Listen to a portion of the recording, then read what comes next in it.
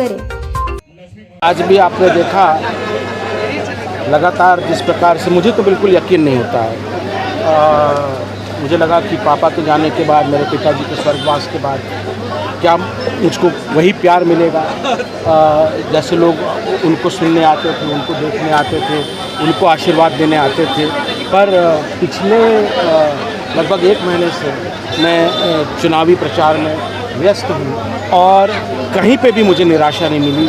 जितना प्यार लोग मेरे पिताजी को, पापा को करते थे, उससे उतना ही, अब मैं बोलूँगा उससे कहीं ज़्यादा प्यार वो उनके बेटे को कर रहे हैं। और जो लोग ये सोचते थे कि जोगी जी की पार्टी अनाथ हो गई है, ख़त्म हो चुकी है, उनका भ्रम छत्तीसगढ़ की जो जनता है वो धीरे धीरे दूर कर रही है और चुनाव तक पूरी तरह दूर कर देगी। देखिए, आप देखेंगे अन्य राज्यों में, आंध्र प्रदेश में तो 100% आरक्षण का प्रावधान कर रखा है। महाराष्ट्र में, उड़ीसा में लैंग्वेज के आधार पर प्रावधान किया गया है।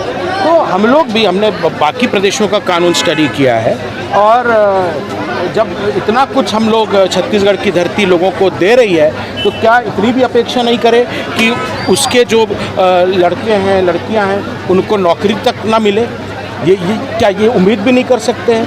इसलिए मैंने कहा है कि मेरी सरकार आते ही जो पहला कानून पहले दिन पारित होगा कि जितनी भी नौकरियां हैं, पहली चीज़ तो ये ठेके वाली नौकरी अब हम लोग बंद करेंगे।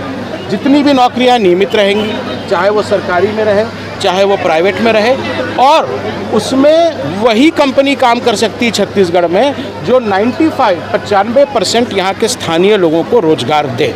5% ठीक है, आप कहीं से क्या प्रत्याशी कौन रहेगा ये तो मैं भी नहीं जानता, क्योंकि हमारा आलाकमान जो है वो दिल्ली में नहीं बैठा है, कि दिल्ली में कोई या लखनऊ में नहीं बैठा है। ये लिस्ट जो है अकलतरा की, जो प्रत्याशी की सूची है, वो अकलतरा वाली तो तय करेंगे। उन्हें ऋचा जोगी चाहिए या कोई और चाहिए, या वो यहाँ के लोग, यहाँ के कार्यकर्ता तय करेंगे। और इसलिए आज सम्मेलन रखा गया जिसमें सबने अपनी अपनी बातें रखी। 36 घोषणाएं करी थी उन्होंने।